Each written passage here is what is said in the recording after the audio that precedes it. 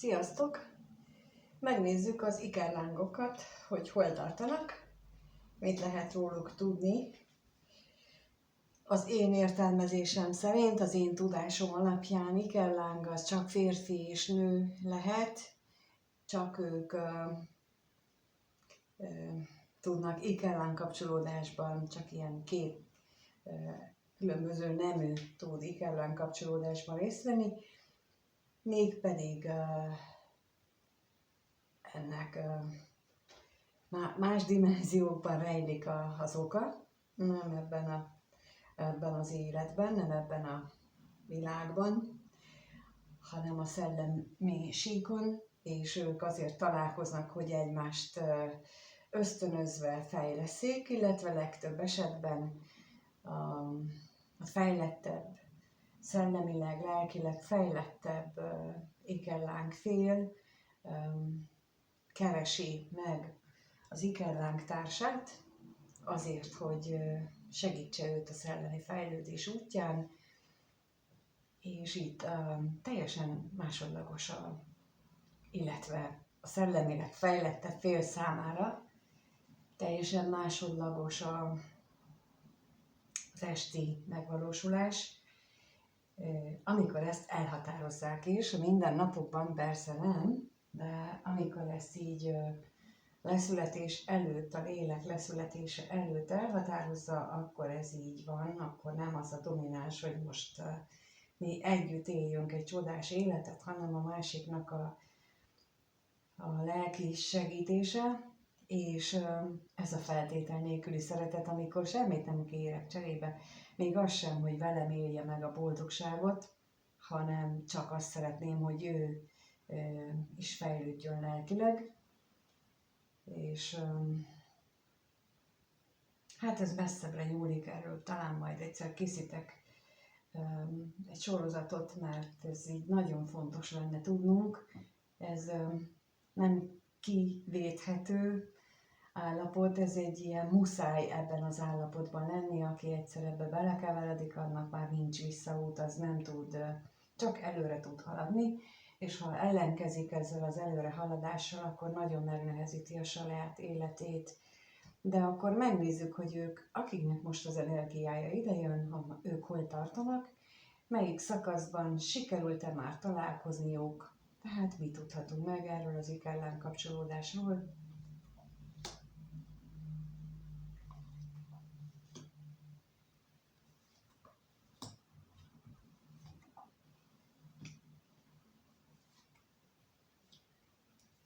Így láthatóan itt egyik vagy mindkét fél nagyon sokat töpreng azon, hogy mi ez. Tehát ők még valószínűleg abban a szakaszban vannak, amikor emberileg nem tudják, hogy ez a kettejük kapcsolódása valójában mi ez a vonzalom, mi ez az elképesztő energia, ami egymáshoz húzza őket, ami bizonyos esetekben félelmet keltő, az, hogy félelmetes tud lenni, hogy mennyire nagy a vonzás a két fél között, ugyanakkor pedig szeretnék, hogyha ez valahogy véget érne, mert ez egy olyan nagyon kiszolgáltatott helyzet, legalábbis akik benne vannak, azok úgy érezhetik, hogy ők teljesen ki vannak szolgáltatva ennek az érzésnek, nem tudják uralni, nem tudnak vele mit csinálni, és szeretnék, hogyha ez megszűnne. És mondják sokan, hogy ők erre bármire képesek lennének. De ez megmarad a szavak szintjén, mert amikor a tettekre kerül a sor, akkor bizony nem bármire képesek. Viszont itt most azt látjuk, hogy itt ezeknél a szavak szintjénél tartanak ők, tehát hogy jó lenne, ha vége lenne, jó lenne ezt nem átélni, mert ez fájdalmas, meg elviselhetetlen, de nem tudnak szabadulni. És akkor nézzük a gondolatot.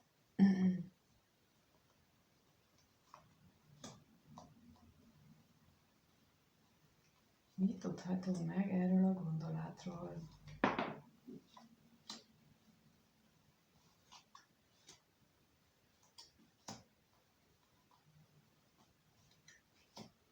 Bizony nagyon sok esetben előfordul, szerintem szinte mindegyiknél, én még nem hallottam mást, mint azt, hogy ez a találkozás, az ikerlánggal való találkozás, a vele való kapcsolódás az hát szembe megy minden korábbi értékkel, szembe megy a családhoz való viszonnyal, szembe mennek azokkal a dolgokkal, ami eddig az életét az egyénnek, az ikerláng félnek eddig meghatározta, mindennel szembe megy, és egyszerűen kibírhatatlannak is érzékelheti. És itt bár a női személynél mutatja a veszteség érzését, de igazából én azt hiszem, itt mind a kettőről van szó, hogy ők úgy élik meg, hogy amit elsoroltam, tehát amit ők a múltban vagy eddigi életükben értéknek, fontosnak gondoltak, az, hogyha ez a kapcsolódás megmarad közöttük, akkor az mind elmegy a kukába, és az mind veszteség lesz. Na, itt akkor megkérdezem itt a féltékenységet, hogy milyen félelmek vannak itt.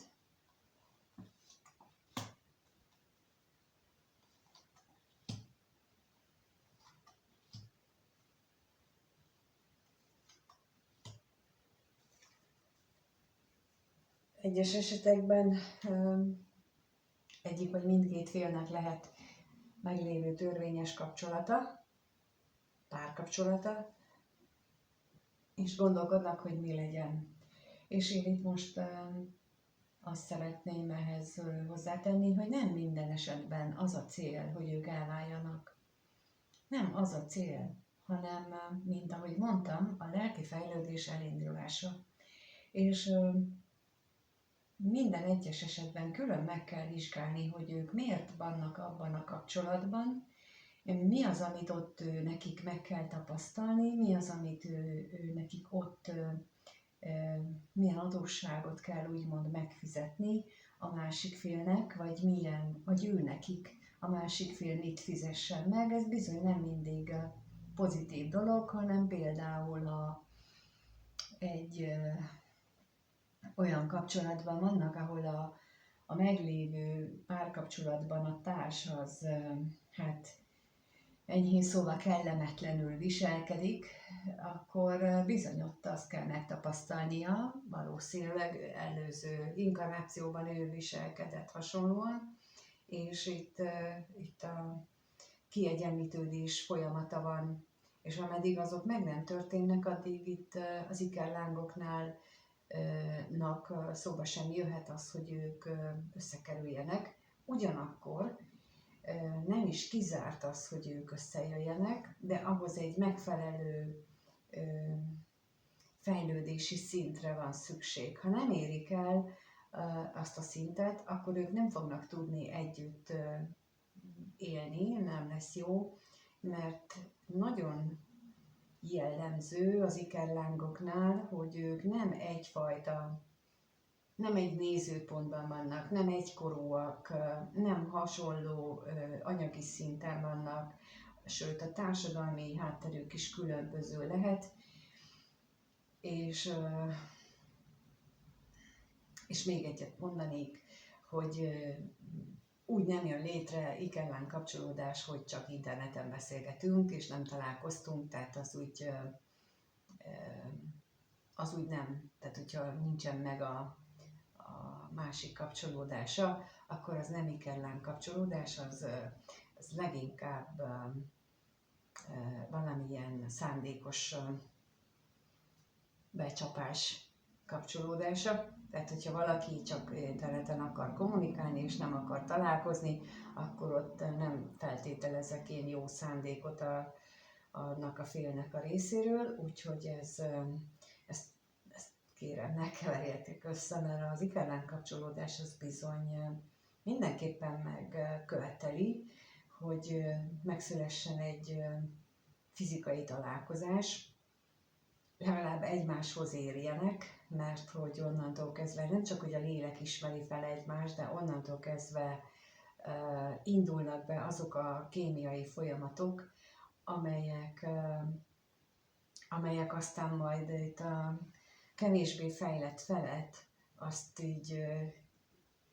kényszerítik arra, hogy beinduljon nála a változás, amiért tulajdonképpen a fejlettebb fél megszületett. Na és akkor megnézzük azt, hogy mi ez a halál itt.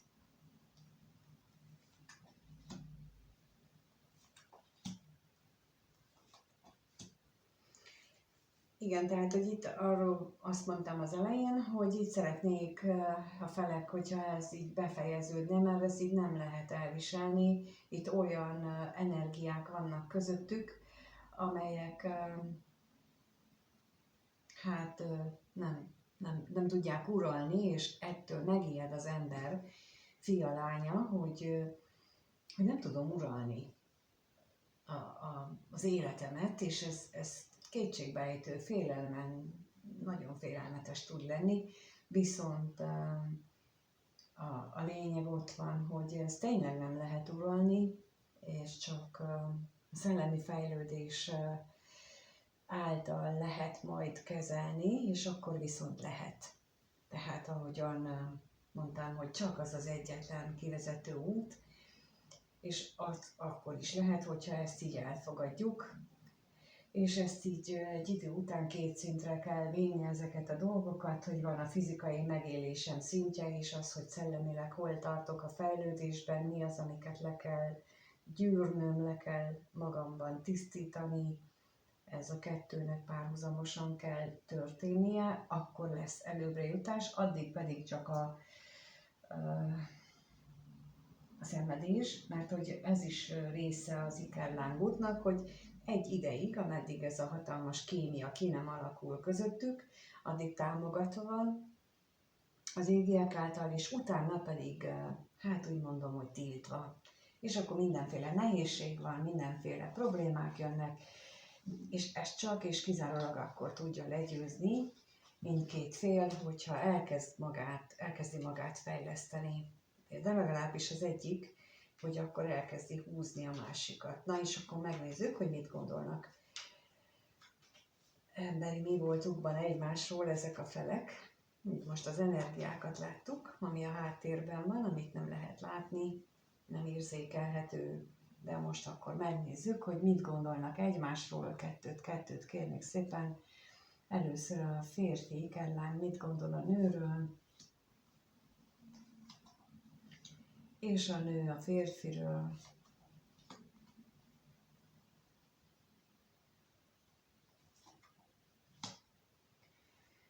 A férfinál láthatóan a gondolat arról szól, hogy a kettejük találkozása ez ilyen hazaértem élményt ad neki. Tehát, hogy a női fele az olyan, mint akivel végre valami ismerőst érez. Na és akkor megnézzük, hogy mi ez a találkozás. Mit tudhatunk meg erről bővebben?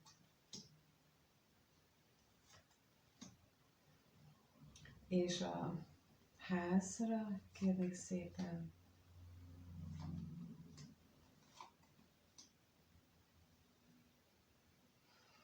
Lehetséges, hogy a férfinál volt olyan korábban, hogy ő vágyott ilyesmire. Vágyott arra,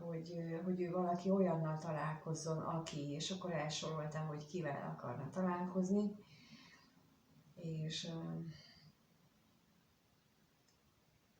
És akkor ő megvalósult, tehát az égieknek a közben járására, illetve a közbeavatkozásuk hatására meg is valósult, vagy tehát eleve így volt megírva, hogy ő lesz az, aki kereső fél lesz,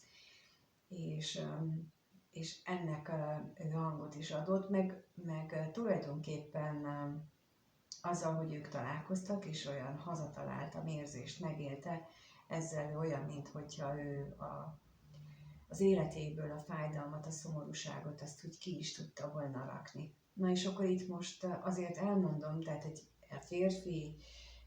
jelölt személy, az nem biztos, hogy ő a férfi energia birtokosa, hanem lehetséges, hogy ő egy női testben van ez a férfi energia, és úgy nyilvánul meg, és mint mondtam, általában a női fél a fejlettebb, többnyire. És nem azért, mert hogy én nő vagyok, hanem mert azokban a tanokban, ahol ezt leírják, ahol erről már nagyon régóta megvan ennek a módja, meg hogy hogyan történik és miért történik, ezek a kinyilatkoztatások, azok ezt írják le, hogy úgy fejlődik, illetve úgy inkarnálódik már, hogy nőként jelenik meg, pontosan ezért, hogy nagyon sokan a férfi energiával túlságosan nagy férfi energiával rendelkező nőként, akiknek meg az a feladatuk, hogy ebben az inkarnációban megtanulják a nőiséget, és akkor így a befogadást, mert hogy a befogadó félben van, az energia befogadó félben van, ahogy egy anyában ő hozza létre az újat, így a befogadó energiában lévő személynél vannak ezek a principiumok, amiket így lehet fejleszteni, illetve ő az, aki képes a másikat ösztönözni ezzel a női energiájával, és ezt írják le a tanok az ikerlángok esetében is. Tehát ez nem egy új dolog, csak szerintem bőséggel félre magyarázták, mert hogy ezeket az eredeti szövegeket nem igazán sokan olvassák végig, nem is tudnak róla, hogy ezek vannak, csak úgy szájhagyomány terjed, vagy szájhagyomány útján terjed, és csak azt hallják meg belőle,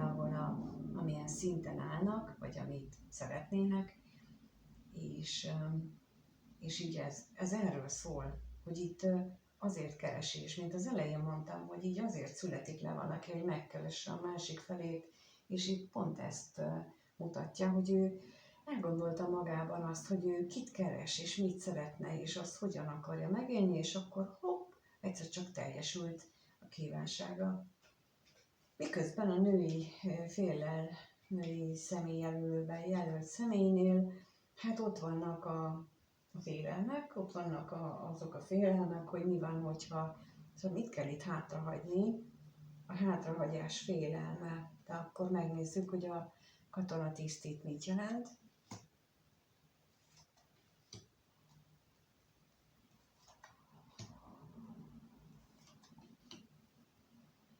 És a félelem, mitől félnek? Mitől fél?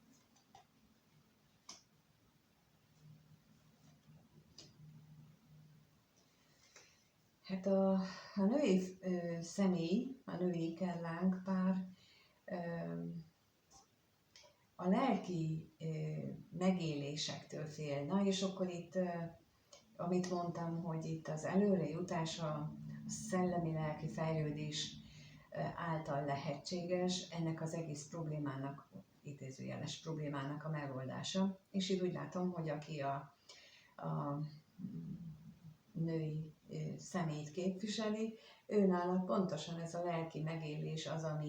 ami gondot okoz, hiszen láthatóan eddig nem foglalkozott ilyen az életében ilyen jellegű dolgokkal, neki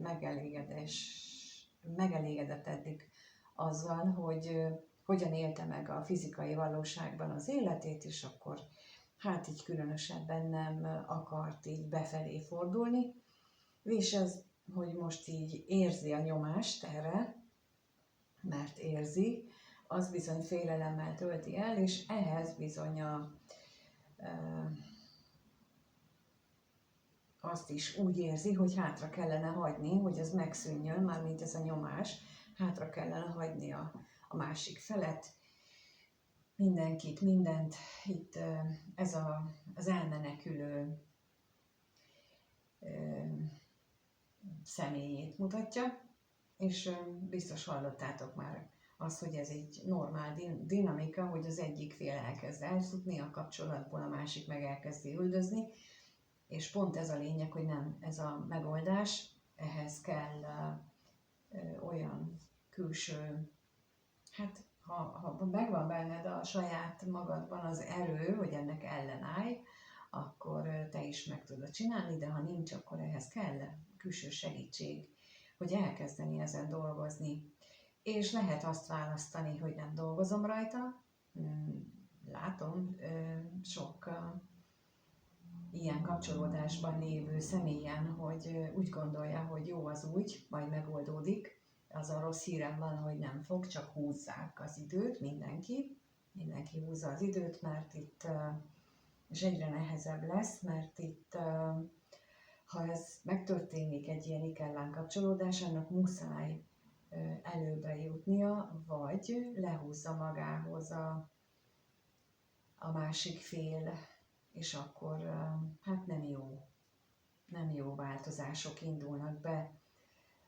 az ő életében sem, aki fejlettebb lelkileg, szellemileg, akkor az ő élete is elkezd lefelé csúszni. De megnézzük az érzéseiket, amit szerintem elég különleges lehet, de megnézzük, hogy milyen érzések vannak bennük. Milyen érzések vannak itt az ikellán párban? 2 kérnék a férfi energiá, hogyan érez a nő iránt. Na itt ez 2 jött, és akkor a nő hogyan érez a férfi iránt. Hát igen. Tehát a férfi az a döntésképtelenség energiájában van, nem tudja, hogy menjen, maradjon, minek higgyen, a múltbeli ígéreteinek, a múltbeli hitrendszerének, vagy azt hagyja hátra, vagy ezzel mit kezdjen, tehát, hogy ő itt van. A női félnél viszont látható az, hogy ő benne mély érzelmek vannak, viszont megrémíti őt ezek az érzések, mert nem tud ellentállni. Na és akkor itt a bíróra kérnék szépen.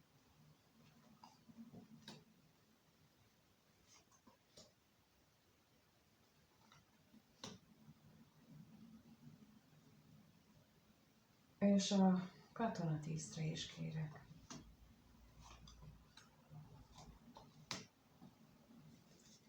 Igen, tehát amit mondtam, hogy itt ő dilemmázik azon, hogy mi legyen, mert mi az értékes számára, hogy ő ott szeretne maradni abban a közegben, abban a komfortzónában, amit eddig megélt, viszont láthatóan nem jól érzi már magát attól, ahogyan most érzi. Tehát régen, ami jó volt a számára, az most kezd nem teljesen komfortossá válni, de még erőlteti, hogy jó, ez én nekem, hát ez csak biztos átmeneti dolog, és próbálja megtartani azokat a rég bevált viselkedésmódokat, szokásokat, ami eddig volt, de nem biztos, hogy tudja, hiszen itt nagyon értékesnek tartja így a másik felet, és nagyon jó vele lenni, nagyon élvezi, és megint kijött az, hogy végre hazatalált, és tudja, hogy ezzel a jelenlegi helyzetükkel a másik fél is szomorúságot élnek, tehát hogy így nincsenek együtt, de ettől függetlenül ő nem biztos abban, hogy ő ezen a jelenlegi helyzeten akar változtatni, már mint úgy értem, hogy közelebb kerülni hozzá. És mint mondtam, a női félben ott vannak a mély érzések, de a mély félelmek is, és akkor a félelemre kérdezek rá, hogy mi az, amitől fél, milyen félelmei vannak neki.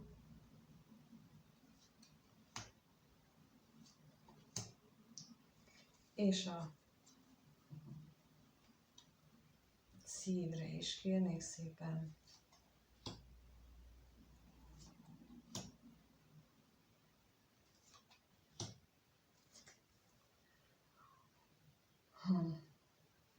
Hát, ő tulajdonképpen fél a saját vágyaitól, saját kívánságaitól, mit hagyna maga mögött. Fél attól is, hogy igen, tehát hogy fél attól is, hogy ez titokban van, meg hogyha kiderül, mi lesz ebből, de fél attól is, hogy maga mögött hagyja a múltat, de az érzései meg ebbe az irányba tolja, és láttam már olyat, hogy nem is egy esetben, amikor valójában például ugye látszott az előbb is, hogy van, ahol meglévő kapcsolat is van, és hogy az a kapcsolat tulajdonképpen nem olyan rossz, nem lenne annak értelme, hogy azt most felbontsák a felek, de itt úgy érzi mégis, mintha ebbe az irányba tolná, vagy húzná ez a kapcsolat, ez az ikerláng kapcsolódás. De itt megint arra szeretném felhívni a figyelmeteket, hogy nem biztos, hogy ez az alapvető feladat, hogy a meglévő, viszonylag jól működő kapcsolatot azt borítsuk, ezért, mert itt nem lenne jó jelen pillanatban, amikor annyira különbözőek az egyének, az ikerláng pár tagjai, nagyon különbözőek, akkor ők nem tudnának fizikai síkon harmonikusan együtt élni, és itt ez is az egyik kihívás, hogy megtanulják az emberi mi voltukban fegyelmezni az érzéseiket, a gondolataikat, a vágyaikat, és kordában szorítani őket, és ez az első tanulandó lecke, türelmet tanulni, fegyelmezni, önfegyelmet, utána járni, hogy mi van bennem, mit érzek, miért váltja ki bennem ezeket a dolgokat, mi az, amit felszínre hoz, és emellett viszont láthatólag itt nagyon nagy mindkét félnél, nagyon nagy az energia, a rezgés, nagyon emeli a tudatszintet. Én azt tapasztalom mindenkinél, hogy ez így nagyon-nagyon emeli. Na és megnézzük, hogy mi hogyan alakul az ikerlángok kapcsolata a következő 1-2 hétben, hogyan alakul az ő kapcsolatuk a következő 1-2 hétben, mit tudhatunk meg az ő kapcsolatukról, hogyan alakul, mire lehet számítani, és most itt 5-öt kérek. Hogyan alakul az ő kapcsolatuk?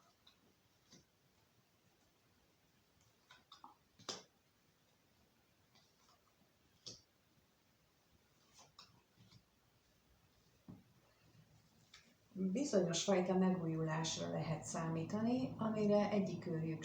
sincs felkészülve. A kapcsolat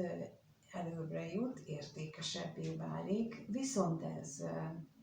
hát nem múlik, vagy nem úgy történik, hogy minden fájdalom nélkül, hanem bizony ez akár lemondások útján is mehet. És ennek az eredménye az lesz, hogy egy jobb állapotba kerül maga a kapcsolat. Na és akkor itt a váratlan örömre kérnék szépen, hogy mitől lesz ez? Mi lesz ez itt, ami erre ösztönzi?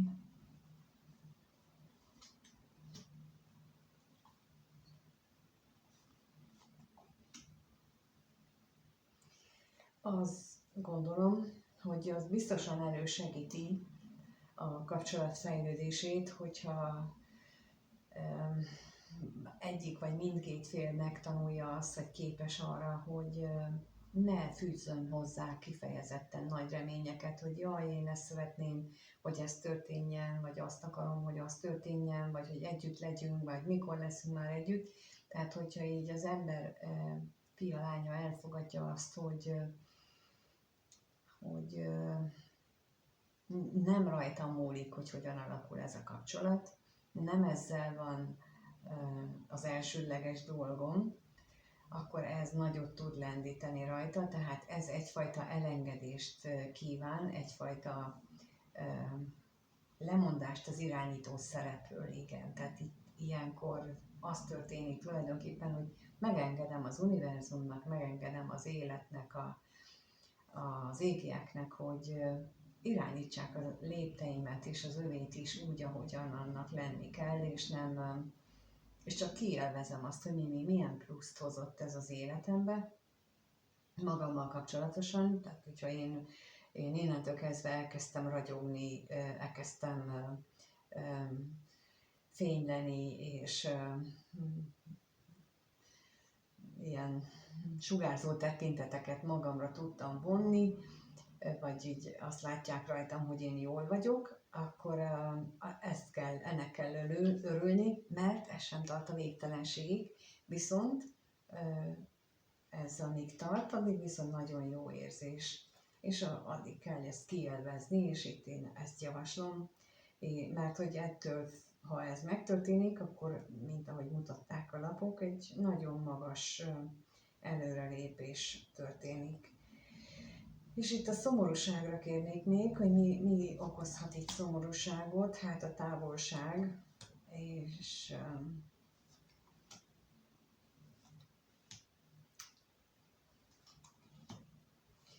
és itt amivel még nagyon gyakran találkozom azt, hogy hamar felüti a fejét, vagy legalábbis amikor a különvállás már közeleg, annak az időszakában, felüti a fejét az, hogy nem tudom, miért csinálja ezt, miért így viselkedik, most mit gondol, miért azt csinálja, tehát a hagyományos emberi kapcsolatokra jellemző dolgok elkezdenek előjönni, míg korábban semmi ilyesmi nem volt, míg korábban minden nagyon jól működött, és amikor elkezdődnek ezek a normál párkapcsolatban is szokásos kérdőre vonások, hogy miért nem jöttél, miért ezt csináltad, miért úgy volt, akkor már közeledik az időszak, amikor, amit az előbb is mondtam, hogy szétszedik az égiek a kapcsolódást, azért, hogy elkezdjenek egymásnak hiányozni, és elkezdjenek önmagukon dolgozni, és ez bizony fájdalommal és szomorúsággal jár, és akikkel ez így most rezonál, náluk ez várható a következő 1-2 hetes időszakban, hogy elindulnak ezek a folyamatok. De mint mondtam, az ikerlán kapcsolódások alapvetően azért vannak, hogy beteljesüljenek,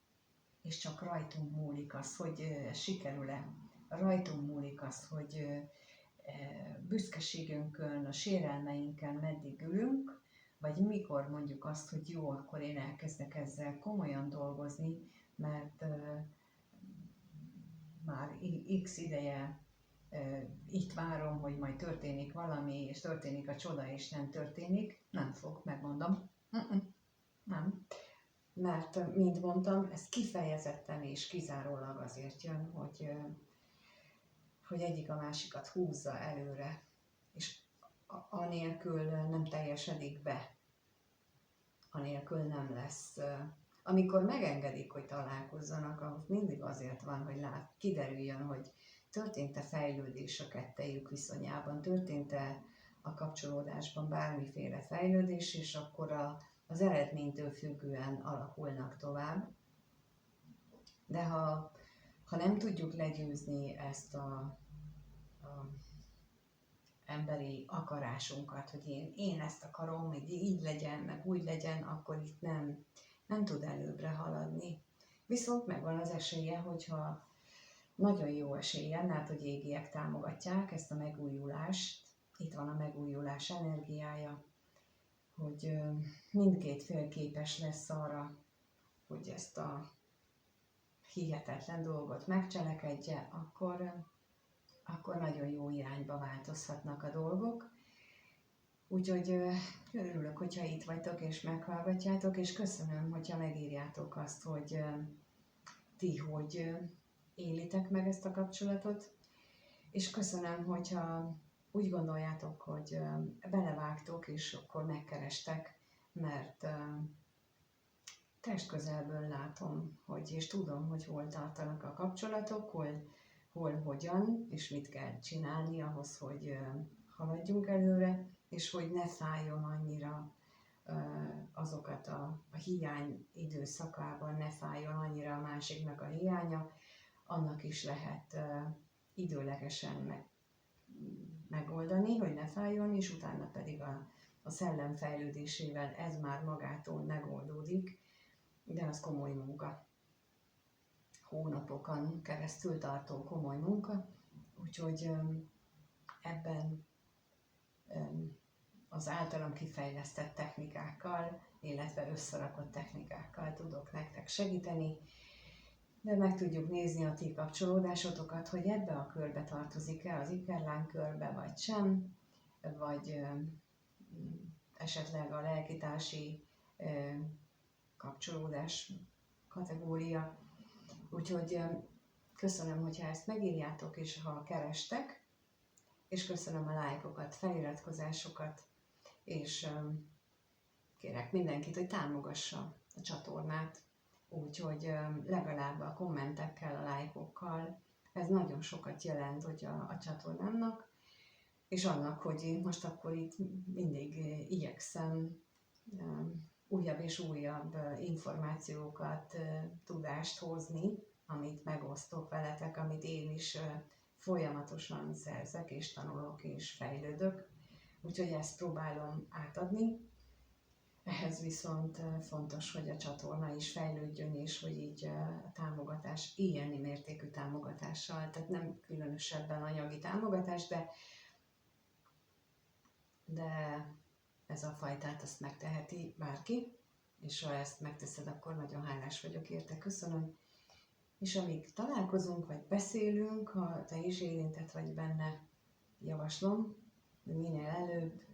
álljunk neki, mert bizony ez nagyon nehéz élet feladat, úgyhogy addig is minden jót kívánok mindenkinek, sziasztok!